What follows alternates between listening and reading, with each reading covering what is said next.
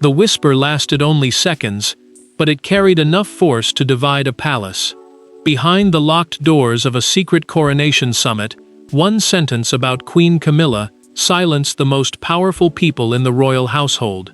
Now, a member of staff who stood close enough to hear it has revealed the words that were never meant to escape, and they suggest the crown placed on Camilla's head came with a private limit no public ceremony could erase.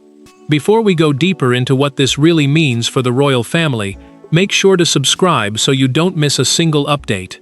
3 weeks before the coronation, Charles called a private gathering at Clarence's house. The secret coronation summit brought together the king, Camilla, Prince William, Princess Anne, senior courtiers, and constitutional advisors to settle unfinished questions about the new reign. Constitutional advisors are specialists who guide the monarch on the rules, powers, and limits surrounding the crown. Yet this meeting was never placed on an official schedule. Staff surrendered their telephones before entering. Handwritten notes were collected afterward. Only one aide remained near the inner drawing room doors to carry private messages, and that staff member later disclosed the exchange through a recorded account given under strict anonymity. Camilla briefly left the room. Seconds later, the whisper came. She will share his coronation, but she will not shape William's crown. The words were directed toward Anne, but Charles quietly acknowledged them. The princess placed her pen flat across the table, signaling that the decision had been reached and would not be reopened. Camilla returned moments later and felt the change immediately. William would not meet her eyes. Anne sat rigid beside an unopened folder. Charles gripped the arm of his chair instead of reaching for his wife's hand. The queen consort asked whether something had been decided without her. The king answered, "Only a clarification." His restraint protected the room, but it wounded her. The summit had never truly been about processions, robes, or ceremonial timing. Its hidden purpose was to define whether Camilla would retain influence over appointments, family access, and private household decisions after William inherited the throne.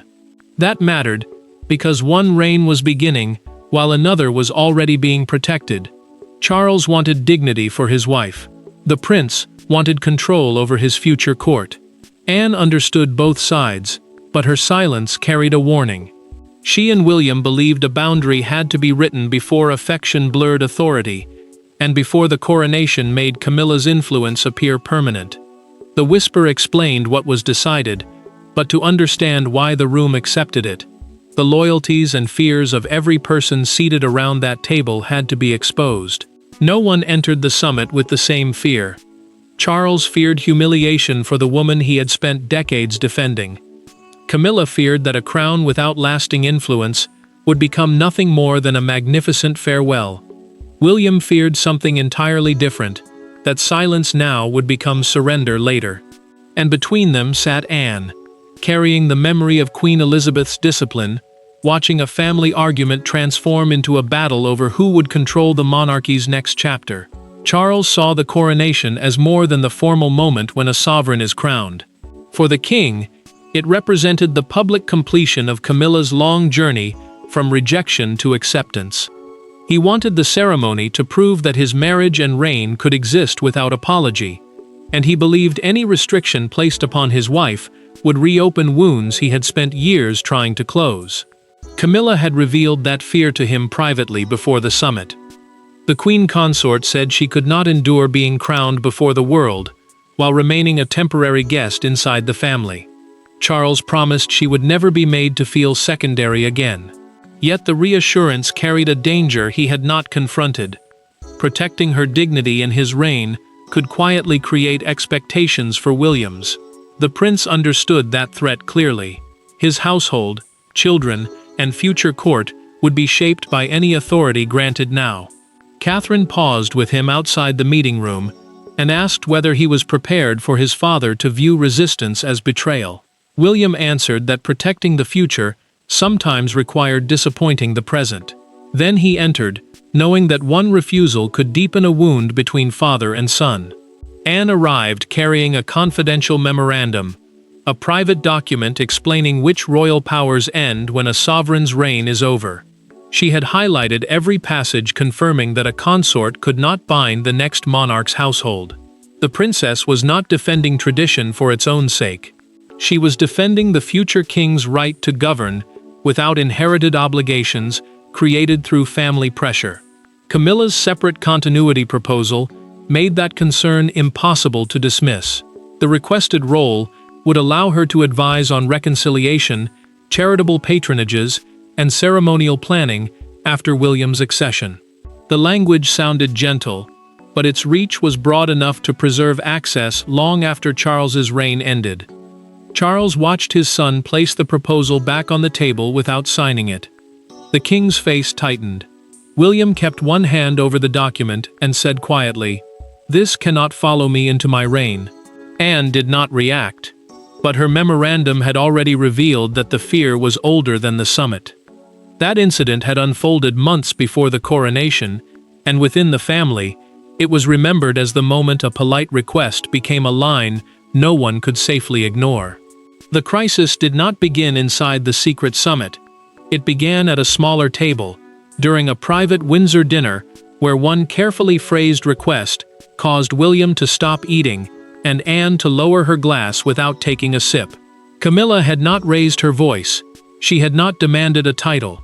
Yet the future she described placed her inside decisions that would belong to another king, and from that evening onward, the family began preparing for a confrontation none of them wanted.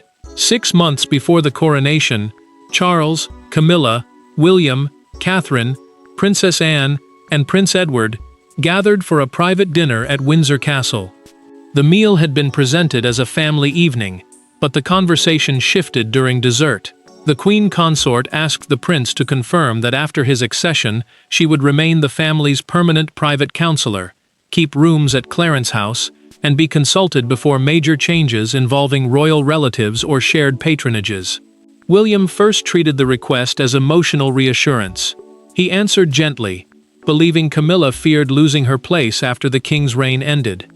Then she produced a prepared page describing the arrangement as a continuity understanding, a written agreement intended to preserve her role across the change from one monarch to the next. His expression changed. This was no longer comfort between relatives. It was proposed authority. Charles saw hesitation as rejection. The king set down his glass and reminded his son that Camilla had spent years enduring public hostility and had earned security. William did not deny her suffering. He simply replied that personal reassurance could not become control over a future sovereign. The distinction mattered because affection could be freely given, while inherited authority would shape his household before his reign had even begun. Anne asked who had drafted the page. Camilla refused to name the advisor, yet the language was too polished to be spontaneous. The princess recognized phrases that later appeared in the summit proposal, proving the plan had been developed long before the family was asked to consider it. Catherine found the most dangerous sentence. One clause stated that the arrangement would remain active unless formally revoked. That wording meant Camilla's influence would not end naturally with Charles's reign. William would have to remove her publicly, turning a private boundary into an act of humiliation. Camilla folded the page once, then again, and placed it beside her untouched plate. "I am asking not to disappear," she said. William held her gaze. "And I am asking not to inherit an obligation." Anne left carrying the folded proposal, already knowing it would have to be answered before the crown changed everything. By the time the summit doors closed, no one was discussing a theoretical future. The family was confronting a promise Camilla believed had already been denied. For nearly an hour, everyone spoke with the careful language of duty. Then Camilla pushed the unsigned proposal toward William and asked him to explain, in front of his father, why her loyalty deserved an expiration date. The restraint vanished. Chairs shifted. Charles leaned forward. Anne stopped taking notes. And the future king finally said the sentence that transformed a constitutional discussion into a deeply personal wound. "You cannot rule through my father and call it family." The constitutional advisors had already stated the limit clearly. A consort may share the sovereign's public life, But that ceremonial position does not automatically create authority over the next monarch's household, residences, patronages, or family decisions. Camilla rejected the distinction. She insisted that her request concerned stability, not power, and argued that decades spent supporting Charles had given her knowledge the family could not simply discard. William heard the fear beneath her argument, but he also saw the trap. Camilla asked whether he had ever truly accepted her, or merely tolerated her for his father's sake. The prince waited several seconds before answering. He admitted that acceptance could not demand the surrender of his own reign. Personal respect, he said, could never become inherited control. Charles rose from his chair. The king accused his son of humiliating the queen before the coronation and turning years of loyalty into a public limit. William remained seated. He replied that the humiliation did not come from protecting his future household. It came from disguising a private reassurance as a constitutional entitlement, a claimed right, supported by royal authority rather than family affection. Anne ended the exchange by opening the Windsor dinner proposal. The princess read the revocation clause aloud. The arrangement would remain active unless William formally cancelled it. Camilla's expression changed when Charles finally understood the effect. His son would not inherit a neutral choice. He would inherit the burden of publicly removing his father's wife. The king turned toward Camilla and asked whether she had approved that wording. The queen consort answered carefully. She had approved the protection it offered. Her admission revealed that she understood its lasting force, even though she did not see it as domination. To her, it prevented abandonment. To William, it manufactured obligation. The prince pushed his chair back, but refused to leave.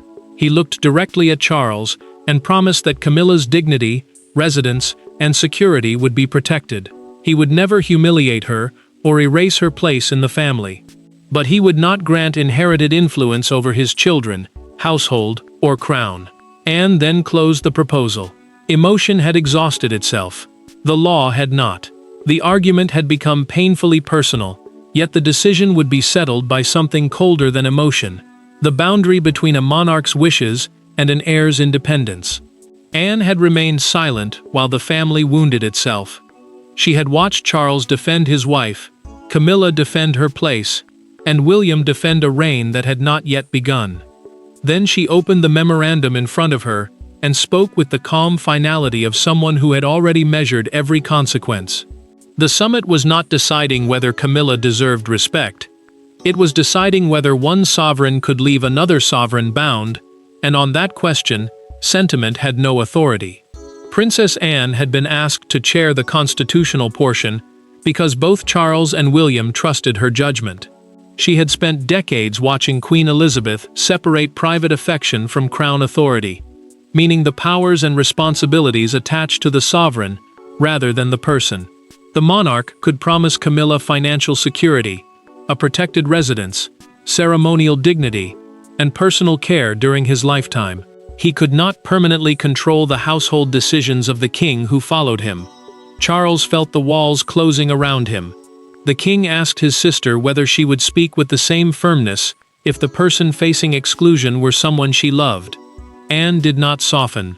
She answered that love was precisely why limits had to be settled before grief, fear, or loyalty distorted them. A boundary made early could protect dignity. A boundary imposed later would feel like punishment. Camilla heard the discussion change. The queen consort was no longer listening to arguments about a requested advisory role. She was hearing arrangements for life after her husband. Her distress deepened as she looked toward Charles, as though the room had begun preparing for his absence while he remained beside her. The king saw that pain and nearly interrupted, but Anne continued. The princess revealed private guidance left by Queen Elizabeth. The documented instruction stated that no consort should carry informal authority into the next reign without the next sovereign's direct invitation. It was not a judgment against Camilla. It was a safeguard designed to ensure that every monarch began with freedom rather than inherited pressure. Anne then presented the compromise. Camilla would receive lifelong protection, personal courtesy, and secure residence. Yet every advisory role, appointment privilege, and household access arrangement would end automatically when Charles's reign ended.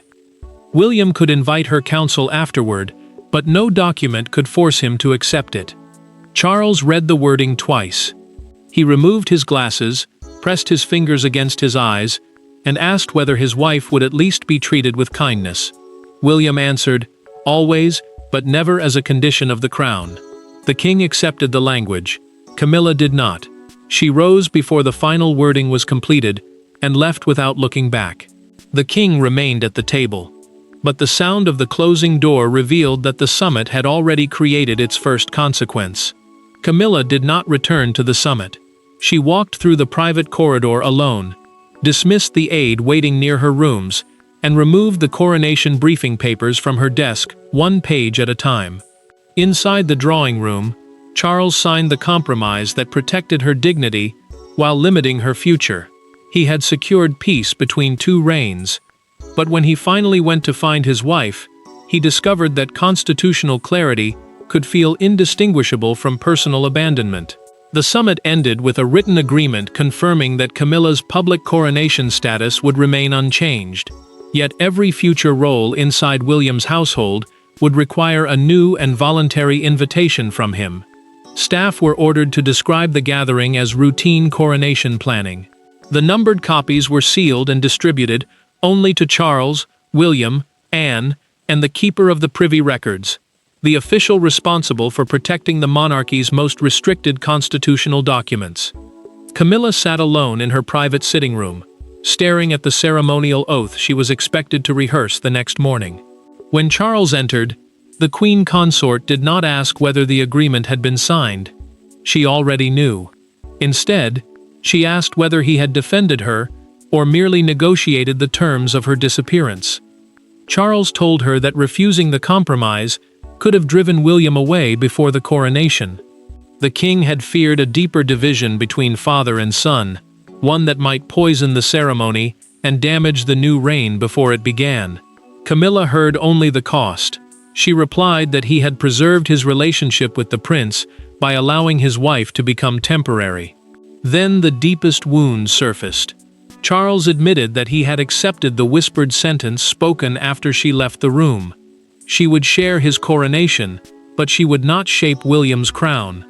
The monarch had not been defeated by others. He had agreed. Camilla finally understood that the limit was not imposed behind her husband's back. It carried his consent. An aide remained beyond the closed door, waiting to deliver a message. That staff member heard Camilla say, "Then do not ask me to smile," as though nothing was taken. The words would later become part of the recorded account that exposed the summit and sent panic through the household. Charles reached for her hand, but she lifted the coronation papers instead and asked him to leave them with her. He walked out slowly, pausing once at the door before deciding not to turn back. Camilla remained alone with the oath, the crown, and the knowledge that both now carried an ending.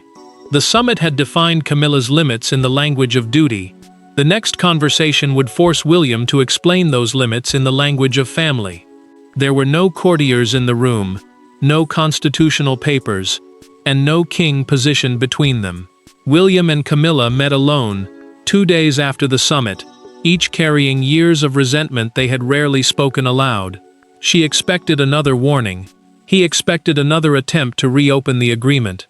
Instead, the conversation turned toward the fear neither had admitted. Camilla feared being erased when Charles was gone, while William feared losing control of his future before it had even begun. William requested the meeting at Clarence House and asked that no official minutes be taken. Minutes are the formal written record of what is said and decided during an official discussion, and their absence allowed both of them to speak without every sentence becoming palace evidence. Camilla agreed only after the prince assured her that the summit decision would not be renegotiated. William explained that the restriction was not punishment for her marriage or her past. It protected the clean transfer of authority from one sovereign to the next, and prevented competing private courts from forming separate circles of advisors and influence capable of weakening the next monarch's control. His argument was firm, but this time it was not cold. Camilla told him that the language of automatic expiration had made her feel less like a family member and more like an appointment waiting to be cancelled. The Queen Consort had endured years of being treated as temporary, and the summit had awakened that old humiliation at the moment she expected final acceptance. William admitted he could have spoken with greater compassion. The future king confessed that fear of interference had caused him to treat her vulnerability like a political strategy before recognizing the human need beneath it. He had heard a demand for power when she was trying, however imperfectly, to ask what would remain after grief took Charles from them both. Camilla then revealed the truth she had failed to express. She never expected to command William's reign. Her deepest fear was losing access to Charles's family, charities, and homes immediately after his death, leaving her isolated while mourning the man around whom she had built her life. William offered a personal assurance separate from constitutional authority. She would retain family contact, security, suitable residence, and respectful inclusion. Those promises would come through compassion, not binding control. Camilla removed the original continuity proposal from her handbag and tore it across the revocation clause. She placed the pieces between them. William did not celebrate. He quietly gathered them so she would not have to. Their private understanding might have healed the wound in silence, but before either could prepare Charles, the staff leak reached the media. What had finally been settled between two people was about to be judged by millions who had heard only the most devastating sentence. At 6 o'clock the next morning, the whisper left the palace and became a national judgment. A newspaper front page carried Camilla's coronation portrait, beneath 6 words printed in black: "Crowned but barred. From the next reign." Broadcasters repeated the leaked sentence while crowds gathered outside Buckingham Palace, some defending the Queen and others praising William's refusal to inherit private obligations. The summit's careful compromise had been reduced to a wound the entire country could examine. The report carried details too precise to dismiss. It named Clarence House as the summit location, described the earlier Windsor dinner proposal, and repeated the exact sentence limiting Camilla's future influence. Only someone close to the inner room could have known so much. Buckingham Palace answered with a brief statement, insisting that the coronation and constitutional transition remained secure. Yet officials refused to deny the wording itself, and that silence gave the leak even greater force. Camilla saw the front page during breakfast. The Queen Consort dismissed the attendants, folded the newspaper across her own photograph, and left only one word visible on the table: barred. The headline had turned her deepest fear into public entertainment. She had spent years fighting to be accepted beside Charles, only to be presented as a woman already being removed from the reign that followed. Charles telephoned William in anger. The king accused the leak of humiliating his wife days before the coronation, and demanded to know whether anyone in the prince's office had released the account. William denied it. The future king reminded his father that secrecy had failed, because too many people had been forced to witness the family's pain. The words were harsh, but the warning was clear. Hidden conflict did not disappear simply because the palace refused to name it. Palace security soon identified the source as a longtime royal employee who had overheard both the post-summit exchange and Camilla's private reaction after Charles entered her rooms. The staff member admitted the disclosure through a recorded internal interview. No money had changed hands. The employee claimed the public deserved to know that William had protected his constitutional independence before inheriting the throne. Outside Buckingham Palace, one woman placed 2 bouquets against the railings. The first card read, "For Camilla, who stood beside him." The second read, "For William, who protected what comes next." Together, they captured a nation divided between sympathy and duty. Charles now faced the choice he had avoided from the beginning.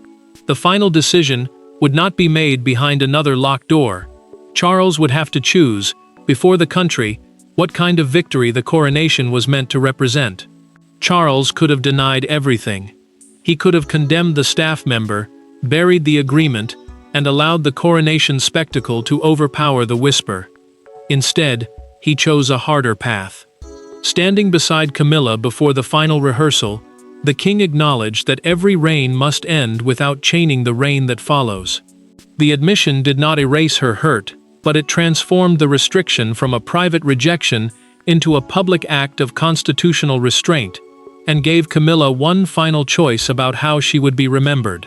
Charles approved a formal palace clarification, protecting the queen's dignity, security, and place within the family, while confirming that the future monarch alone would choose the structure and advisors of his reign.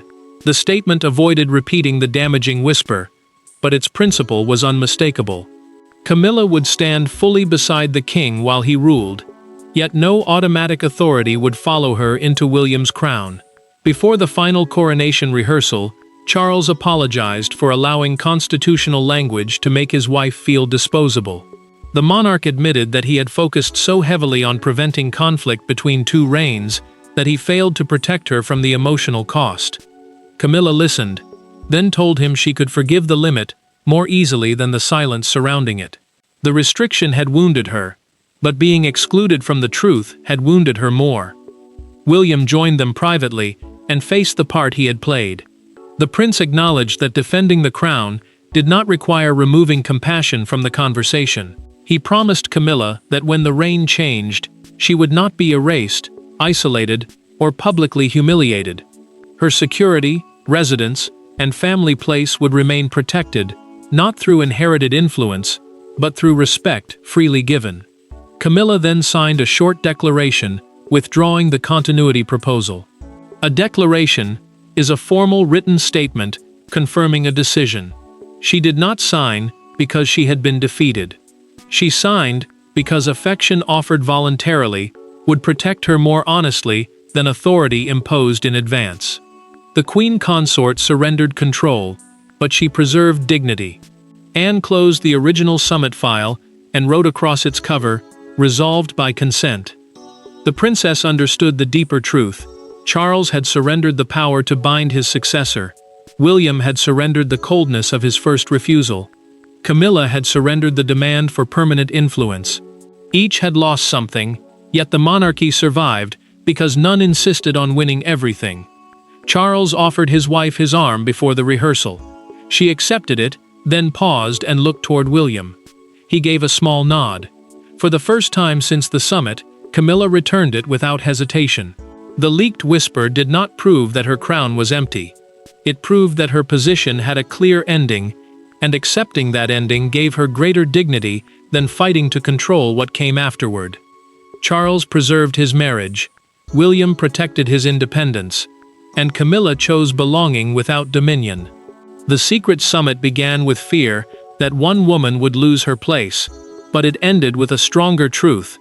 The monarchy survived because Camilla accepted that standing beside a king did not require ruling beyond him.